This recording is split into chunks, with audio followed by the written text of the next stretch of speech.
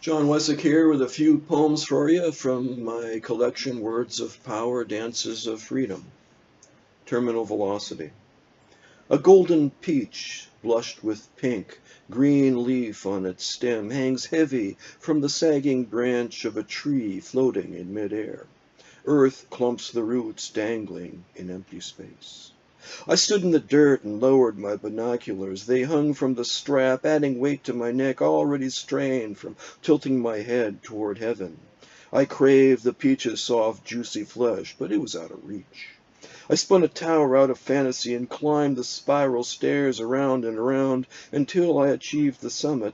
Still short of my goal, I molded nitrogen and oxygen into lumber, hammered 2x4s into a ladder of wishes, propped it against an illusion, and climbed. 1 rung, 2, 20. I extended my arm, felt the fruit weight my hand, and asked myself, how can it be that I'm standing on air?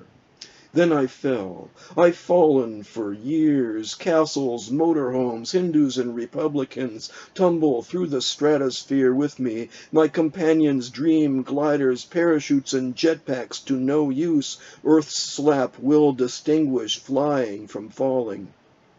The cold wind of oblivion smooths my hair with gentle hands, opposing gravity's cruel grip.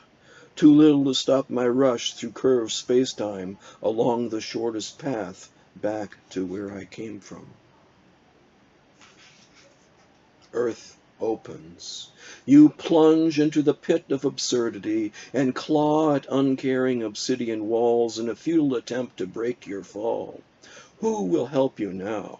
Your lover stabs you in the heart with her IUD and then names you in a class action suit. Friends roll their eyes into their heads to gaze at the machismo Hollywood stamped on their craniums. Your father's advice falls asleep on the couch before the 10 o'clock news.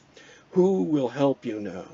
The old professor replays a taped lecture. The psychiatrist doodles on a prescription pad while you pay him $200 an hour. The minister motions you into a line of followers getting crosses cauterized into their minds. Who will help you now? The CEO talks competition and teamwork while stuffing broken promises into a deposit envelope. The general delivers a rousing speech and smiles to reveal severed limbs caught in the gaps between his teeth. The politician straps logic to a chair, beats it with a baseball bat, and says it's for the nation's good. Who will help you now? Teenage girls practice pleas for new clothes. A career woman makes love to her cell phone. She arches her back and closes her eyes when you pass. Touts yell credit card offers from your mailbox. A piss-stained bum asks you for a quarter. Who will help you now? The Mexican waiter says, "How you doing, my friend?" Maybe that will be enough. The trouble with Russian writers.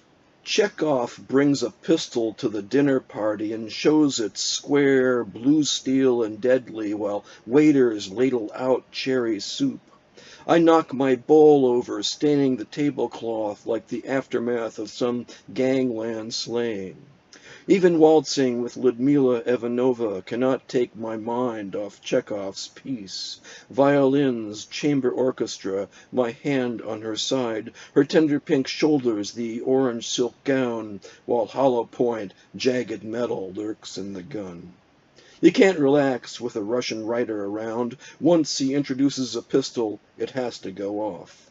But what about those other threats? Terrorists spooning anthrax into Valentine's Day cards, SS-19 missiles pointed at New York and Chicago, dirty bombs infiltrating the country in shipping containers like AIDS penetrating white blood cells, and those sick chickens in China waiting to infect us all.